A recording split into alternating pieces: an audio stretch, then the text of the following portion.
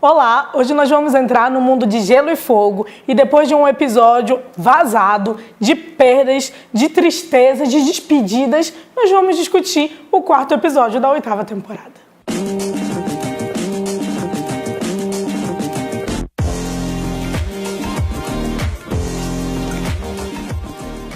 Não é novidade pra ninguém que o episódio de ontem vazou e houve muitos comentários na internet.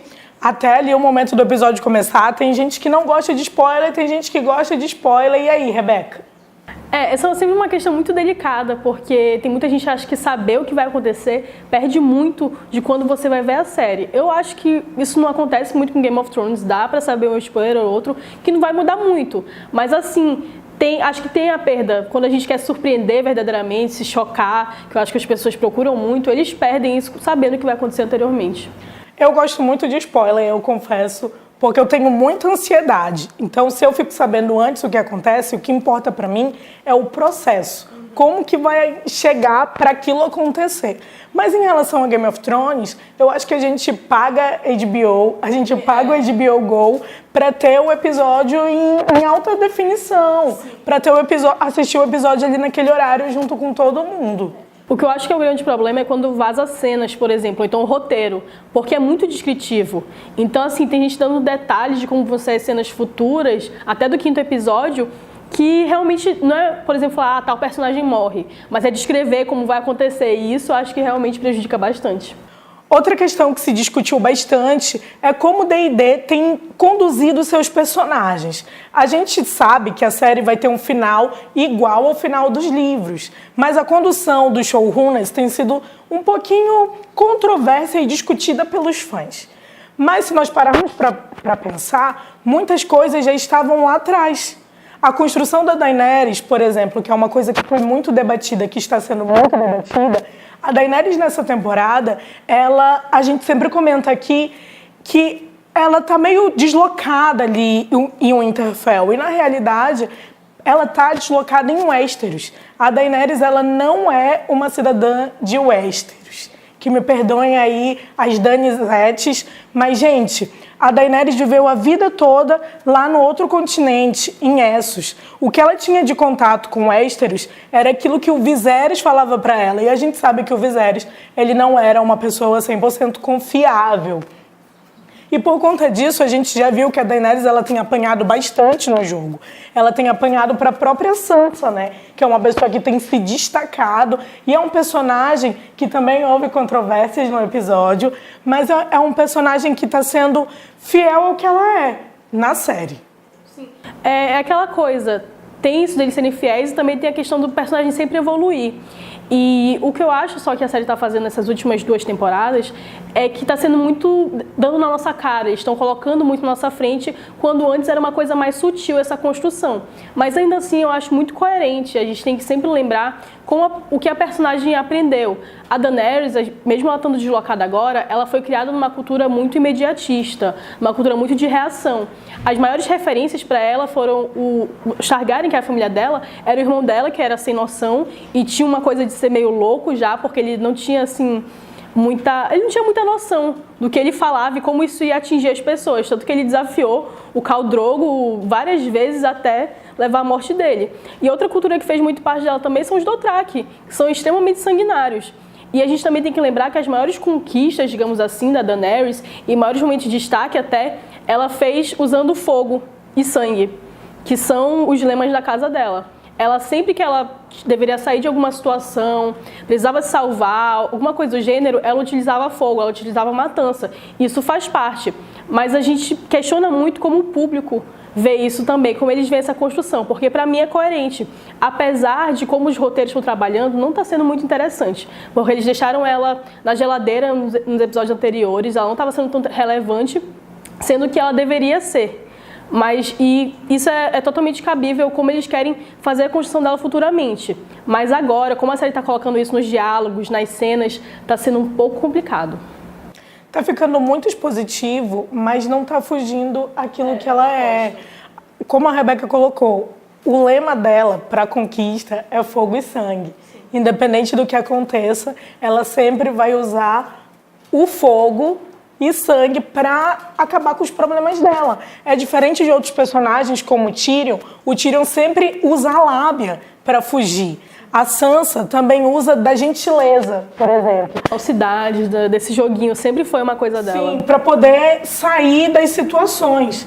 E o Jon fica abobalhado, né? A Arya usa também a espada para sair dessas situações, mas a Daenerys, ela usa o fogo. Então não adianta a gente dizer que ela tá ficando louca. Ela não tá ficando louca. É como está impregnado em nós a cultura do machismo. Sim. E a gente acredita muito nessa questão de que quando uma mulher ela está à frente, os homens querem colocar ela como louca. Sim, e parece sempre falado que nos livros e na série os personagens são muito tridimensionais. Que a gente pega um personagem como o Tyrion, que ele começa a série muito ruim, a gente não gosta muito dele, depois a gente começa a gostar dele, depois não. Acontece isso com vários personagens. E até mesmo com os protagonistas que, digamos, são os mocinhos, como o Jon Snow, por exemplo. Mesmo quando ele faz uma coisa ruim, a gente ou perdoa, ou fica com raiva e depois volta a gostar dele. Isso faz parte do Jogo dos Tronos. Só que parece que a Daenerys, ela tem que ser a mocinha sempre, ela está intocável. Ela só pode ser boa, entendeu? Não tem outra alternativa para ela. As coisas que outros personagens fazem, como matança e violência, ela não pode fazer, porque ela foi caracterizada como uma rainha salvadora. E, na verdade, a gente não sabe que não é bem assim, que todos os outros personagens tiveram uma construção mista. E é importante a gente lembrar nessa construção dela, a característica dela ser conquistadora. Para você conquistar, você precisa destruir mesmo. Você tem o seu método de conquista. E a gente estava aqui comentando sobre a questão do Robert. O Robert não era um bom governante, mas o Robert era um bom conquistador. E ele acabou com uma dinastia simplesmente porque ele estava com o coração partido. E a Daenerys acredita que ela é a merecedora do trono, que o trono é dela de direito, e isso é um incentivo para que ela queira ir à frente e acabar com tudo sem se importar. Que foi uma das cenas que, pelo menos para mim, chocou bastante. Ela que é a quebradora de correntes, dizer que não interessa quem ela vai matar. Ela quer chegar no trono. Sim, e eu acho que também a série não aproveitou esse fato dela saber que não é a herdeira verdadeira do trono para mostrar talvez um momento reflexivo dela ou até mesmo uma certa crise de identidade, porque até então ela baseou a vida dela nisso, de que ela seria a herdeira ao trono. E saber que tem outra pessoa, mesmo que isso fique entre segredo, como ela gostaria, ela, no fundo, ela sabe que ela não é a legítima. Isso para uma pessoa que sempre lembrava que ela era a última da sua casa. E de repente ela encontra uma outra pessoa que é da sua casa. E em vez de ela querer incentivar o crescimento da casa, na verdade, ela prefere que isso fique oculto. Para mim, essa parte foi mesquinha e egoísta da personagem. Porque ela sabe que o cara é uma pessoa que queria sempre saber quem era sua mãe. Esse era um dos grandes dilemas do Jon Snow. Saber quem era a mãe dele, qual era o lugar dele no mundo, porque ele não se via como um Stark. E de repente ele descobre, e a pessoa que ele ama chega pra ele e fala: cara, não conta pra ninguém não, fica na tua. Outra personagem que pode ter chocado o público foi a Arya. Muita gente ali torcia pelo engate do casal Gendry e Arya.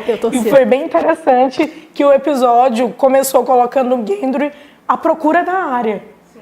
A ânsia dele de querer ver a Arya, de falar com a Arya, e depois ele dizer pra Arya, eu te amo.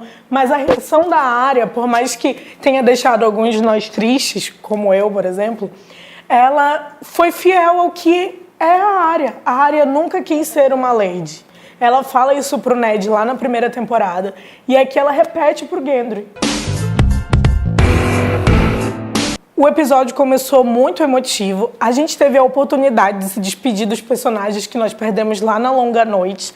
E foi muito simbólico que eles tenham deixado a despedida para Daenerys e para Sansa. A Sansa colocou ali no Theon o broche da casa Stark, que é um presente que a Sansa dá para todo mundo que apoia a casa. Se a gente reparar, quando ela chega lá na sexta temporada e reencontra o Jon, ela coloca um manto Stark sobre o Jon.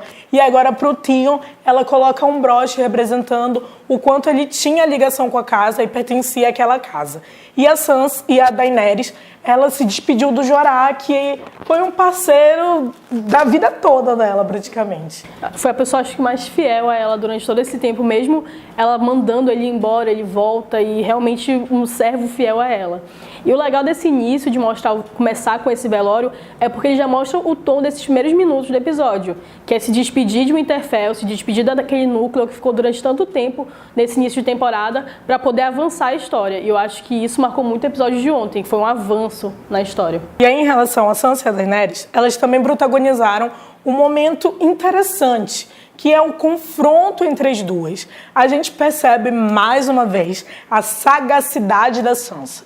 E que ela tá ali para defender o norte mesmo, e ela usa as armas que ela tem, que é a sua inteligência e a sua gentileza. E é interessante que a Daenerys, ela vem com o fogo, vem com sangue, vem com a fúria, e ela não consegue ter uma visão tática, uma visão estratégica do que está acontecendo. A Sansa, ela está pertencendo ao Conselho de Guerra do Jon Snow, e ela já mostrou pra gente que ela tem uma visão legal, apesar dela não saber nem como segurar uma adaga para se defender.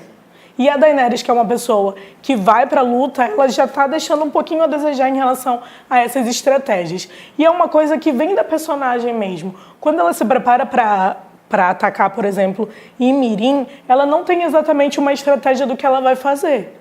Quem comanda isso é o Verme Cinza.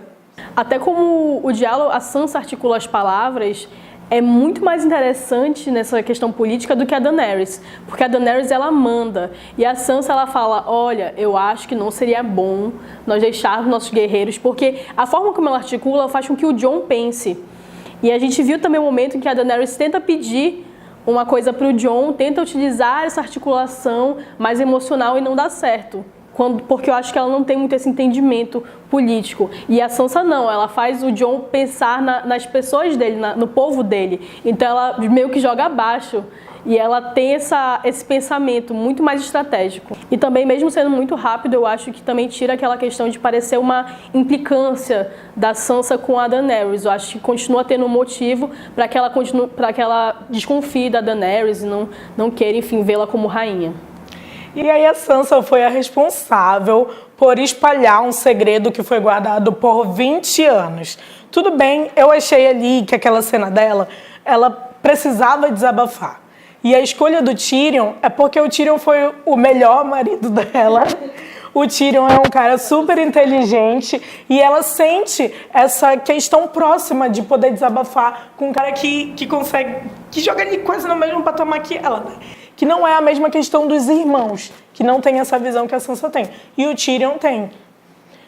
O erro foi que o Tyrion contou pro maior fofoqueiro de Westeros. Apesar de ser um desabafo da Sansa, eu também não acho que foi muito aleatoriamente assim que ela escolheu, porque ao contar pro Tyrion, ela sabia que podia ter uma consequência.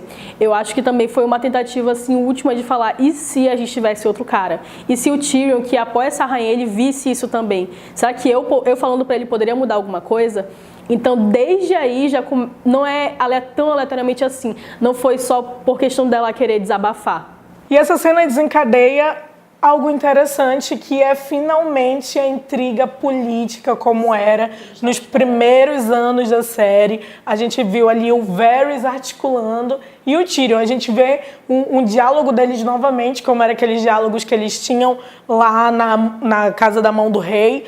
E eles retornam com isso, mas dessa vez de lados opostos. E é interessante que o Tyrion fica a favor da Daenerys. Sim, eu acho legal porque tudo se encaminha para essa traição, como a gente já falou aqui. O Varys foi bem mais óbvio, bem mais rápido, que eu achei que avançou bastante. E o Tyrion, eu acho legal mostrar que ele tem uma resistência. Ele não vai trair rapidamente, não vai tirar toda a construção do personagem dele de ser uma pessoa fiel, de ter princípios. Mas parece que está todo mundo ao redor dele, todas as pessoas que ele gosta de conversar ou se relaciona, estão apontando para aquilo. E por mais que ele queira resistir, é uma coisa que ele também está vendo acontecer. E para fechar os melhores momentos, a gente teve as despedidas lá no norte. A gente se despediu daquele núcleo, como a Rebeca já colocou aqui.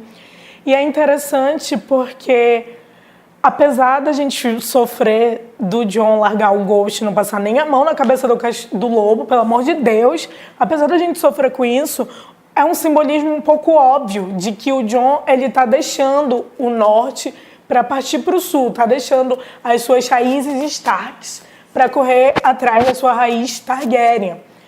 E foi uma cena assim tocante, porque é uma galera que acompanha o Jon desde sempre. O Sam foi o melhor amigo dele desde do episódio lá do Lord Snow, desde que eles se encontraram lá na muralha. O fantasma nem se fale, né? Eu lembro, uma coisa que me deixou triste dele ter abandonado o fantasma foi porque quando eu li o primeiro livro, as cenas que eu mais chorava era quando o Jon percebia que o único amigo que ele tinha era o fantasma, era o único que ia ficar ao lado dele sempre. E ele não tem coragem de passar a mão na cabeça do cachorro, do lobo. E as outras despedidas que a gente teve também foram de casais. Além do Gendry e da Arya, que a gente já comentou aqui, que apesar de ser um momento meio triste pra mim, pelo menos, foi coerente com os personagens e foi preciso também, porque a Arya, ela falou que vai pro sul também, vai ter um papel, acho que importante também lá. Foi do Jaime e da Brienne, que foi um casal que finalmente aconteceu, mas eu particularmente não via muito futuro pro Jaime na série. Por mais que eles formassem esse casal agora, o Jaime não gosta do norte, nunca gostou do norte, e ele também não teria um papel, eu acho que, para ser desenvolvido lá. Eu fico triste que ele volte para Cersei, porque eu acho que isso quebra um pouco a construção dele. Acho que talvez se ele tivesse morrido como herói na Batalha de Winterfell, teria sido muito mais interessante, porque sempre tem aquela coisa do livro dele, de que ele quer provar, ele quer fazer feitos, grandes feitos ainda. Que o maior feito que está lá escrito é que ele matou o rei, que ele foi o regicida. E isso sempre atormenta muito ele. Então, acho que se ele tivesse feito um sacrifício na batalha ou alguma coisa muito heróica, eu acho que teria sido muito mais bonito, iria ficar no livro, do que ele voltar para King's Landing. Acho que isso tira um pouco a construção. Por mais que eu entenda que ele é destinado a morrer com a Cersei, por exemplo, que eles compartilharam o ventre da mãe deles, e seja muito bonita essa filosofia, é uma despedida que teve um gosto um pouco amargo, já que talvez não era preciso ele estar ali. Bem, um dos piores momentos, a gente já dissecou aqui nos melhores momentos, que foi essa relação do Jon com o Ghost, essa falta de consideração com o fantasma. E outro pior momento que a gente teve foi o Bronn. O Bronn não era nem pra estar ali, gente. Foi uma coisa muito aleatória o que aconteceu. Na verdade, o encontro com ele só provou que o Bronn fez tudo por um castelo. Sim, eu acho que na verdade também diminuiu muito o personagem, porque ele sempre falou que ele não era amigo do Tyrion, tudo bem, que ele é um mercenário, que ele vende a espada dele, mas assim, ele surgiu no norte do nada, viajou também acho que sozinho pro norte. E sumiu do norte do nada também. E sumiu também do nada, parece que ele ficou aleatório também, sem um objetivo claro na série, e resolveram fazer isso. E além de fazerem isso de uma forma bem, acho que improvisada, a cena, como foi colocada, ela não é uma cena que me passa um suspense. Eu queria ficar aflita, pensando que o Jaime poderia morrer, ou que o Bronn poderia ferir o Jaime ou o Tyrion, mas na verdade eu não fiquei aflita, eu achei uma cena bem confusa, porque ela não foi bem construída. Os diálogos, parecia que o diálogo ficava girando em torno de si mesmo e não avançava. O que avançou foi que prometeram mais terras pro Bronn, e é só isso. Continua reduzindo muito ele, é um cara interesseiro, mesmo ele vendo o fim do mundo acontecer. Outra coisa que não teve assim um desenvolvimento legal foi aquela cena da morte do Rhaegal e do naufrágio. Para começar, que um tiro só já mata o dragão. Sim. E não tem toda uma repercussão de ser mais um dragão a morrer, de ser o Rhaegal, que era o dragão do Jon Snow também, que pode ser um predicativo do que vai acontecer com o personagem. E tudo aquilo que implica lá no naufrágio, de simplesmente a Missandei some e não, ela foi capturada. Como que eles percebem isso, entendeu? Foi uma coisa assim, um pouco mal construída no roteiro. Eu acho que eles podiam ter colocado mais uns 15 minutos aí no episódio para desenvolver melhor essa cena, porque tem essa questão de Game of Thrones ser muito rápido. Do nada, Daenerys sai em Winterfell, depois ela aparece no navio, ou o navio dela tá naufragando, como é que é isso? E assim, as mortes dos dragões sempre devem ser uma coisa meio simbólica, porque todo mundo fala, a gente vê esses dragões nascerem, e são personagens tão importantes quanto qualquer outro na série. E claro que eles devem tirar um pouco dos dragões também por causa do CGI, da questão de orçamento e tudo mais. Mas assim, eu gosto da questão a única coisa boa nessa morte, digamos assim, é porque da mesma forma que o Viserion, ele também caiu no mar, ele caiu na água. A parte que eles caem eu acho visualmente bem bonita, mas pra mim foi muito rápido. Eu gosto de ter mostrado como as forças da Cersei estão preparadas, mas a construção toda da cena foi muito rápida. Foi muito, muito rápida. Até mesmo aquele outro ataque do Euron na água, que ele faz na 7ª temporada, é um pouco mais longo, mostra um pouco mais como é que os personagens caem na água e tudo mais, como é que eles vão fazer essas relações. Tem uma construção de causa e consequência melhor nesse ataque da 7ª temporada, que não houve nesse ataque da 8ª. Só mostrou que a Daenerys, o Tyrion e o Varys não se prepararam para uma ocasional emboscada lá em Pedra do Dragão. Será que eles realmente... Outra problemática dessa cena. Será que eles realmente acreditaram que eles iam sair da casa deles e a inimiga deles, que está bem perto da casa deles, ia deixar a casa assim? Não ia querer atacar? Muito se fala sobre subestimar a Cersei, e eu acho que eles continuam fazendo isso, porque enquanto eles estavam lutando em Winterfell, eles sabem que ela estava aumentando o exército dela, estava melhorando tudo que ela tinha. E claro que ela ia tentar de qualquer forma tirar os dragões, que é o que ela conseguiu fazer. O que mais esse episódio deixou foram oportunidades para teorias. Para começar, a gente tem Clegane Ball, que parece que ressurgiu com força nesse episódio. Para quem acreditava que o cão ia morrer lá na longa noite, ele parece que tem um único objetivo agora em mente. Sim, eu acho que isso volta àquela questão de que é o personagem que não morreu, então ele ainda tem um destino a cumprir. Ele andou muito com o Beric nesses últimos tempos e eu acho que o cão começou a acreditar nisso, que ele tinha uma coisa para cumprir. E a gente sempre soube, acho que ele também sempre soube, que era acabar com o irmão dele. A gente vê um pouquinho disso lá na primeira temporada, quando tem o torneio, e novamente acho que ele lembra um pouco disso, que ele é a única pessoa que pode impedi-lo, que pode fazer alguma coisa a respeito. E o Clegane partiu de Winterfell junto com a Arya. O diálogo deles abriu um leque pra gente acreditar naquela famosa teoria de que Arya mata Jaime, rouba o rosto de Jaime e mata Cersei. Mesmo porque o Jaime foi embora também. E aí isso abre oportunidade pra gente criar essa teoria. Porque a Arya já disse que ela não vai voltar pra Winterfell. Que o destino dela não é ser uma lady.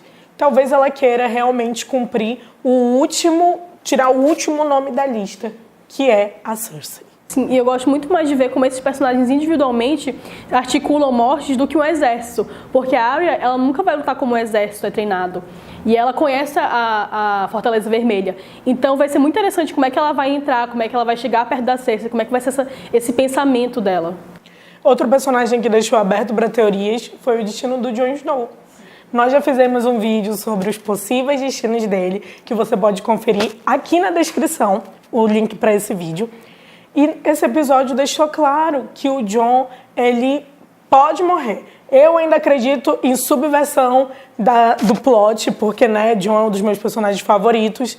Mas ficou ali, a morte do Rhaegon pode apontar a possível morte dele. A despedida dele lá no Winterfell, o fato do Tormund dizer para ele o seu lugar é junto conosco, além da muralha, no verdadeiro norte, e ele concordar, foi algo interessante, porque ou o Jon vai morrer, ou o Jon vai virar o rei para lá da muralha. Sim. Eu acho que essas despedidas foram bem simbólicas pro Jon, mostraram das duas uma. Ou ele vai morrer, ou ele não vai voltar para o Winterfell como ele era antes. Vai ter uma mudança muito grande no personagem. Ele pode voltar, sei lá, como Robert, que volta como rei. Nunca mais tinha ido para o Winterfell.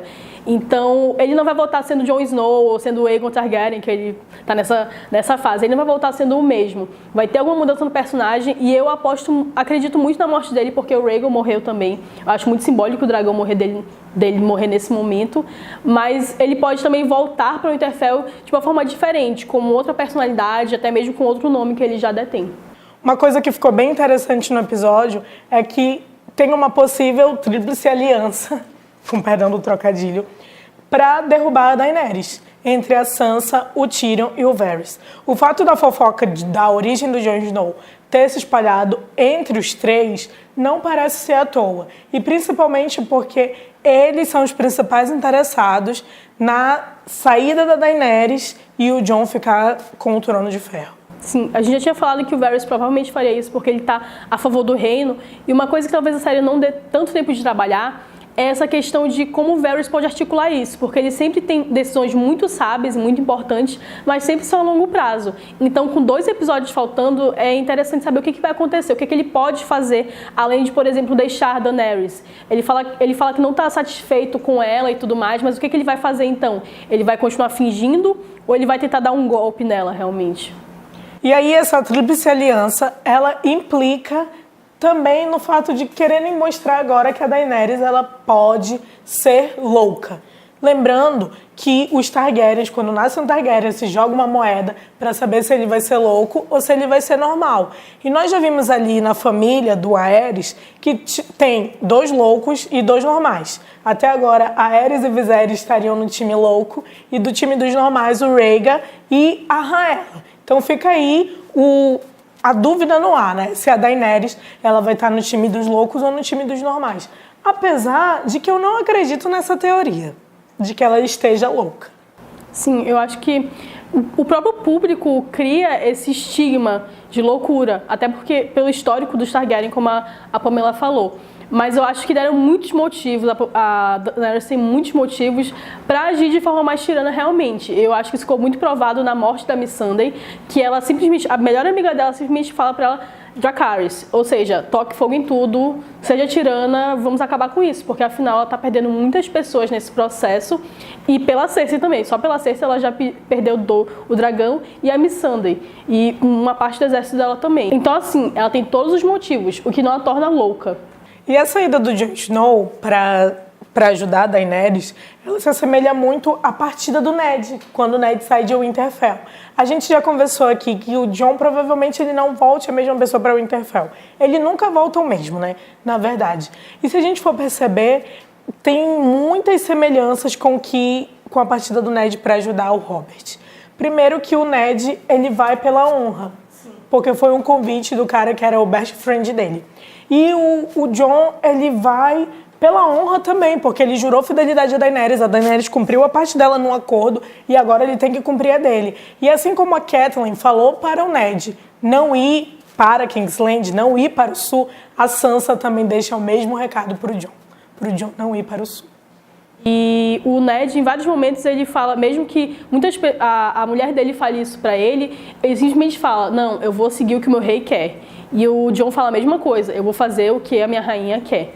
Mesmo que ele não concorde, Mesmo que ele não concorde, mesmo que ele pudesse dar voz à Sansa e pensar no que ela estava falando, ele segue esse mesmo diálogo. E aí tem aquela questão, se ele vai continuar levando o protocolo de um Stark, do Ned Stark, ou se lá no sul ele vai descobrir uma parte dele Targaryen que pode ser uma parte mais imediatista, ou tirana, enfim, de fogo e sangue. Aí a gente vai precisar saber desses 2 últimos episódios. Gente, tá no fim. A série já deu um gostinho aí de que ela tá acabando, e essa discussão, essa dissonância entre os fãs só mostra que o gosto agridoce tá na nossa boca. Sim. E a gente só não tá concordando com isso, né? E por isso a gente sai encontrando defeito em várias coisas. Mas é o tal do agridoce que o Martin falou, porque o final da série vai ser igual ao final dos livros. O processo vai ser diferente, mas o destino dos personagens vai ser o mesmo.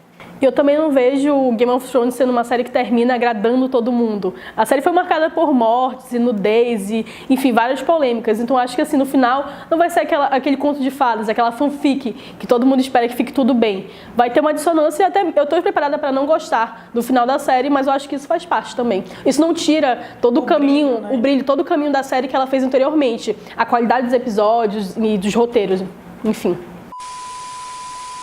Mas diz aí nos comentários, o que vocês acham que vai acontecer nesses 2 últimos episódios? A tensão, ela já tá começando. E qual vai ser o final de Game of Thrones? Fala pra gente qual a sua teoria favorita. Semana que vem tem mais um vídeo aqui no canal sobre Game of Thrones, então não deixe de se inscrever aqui e até a próxima!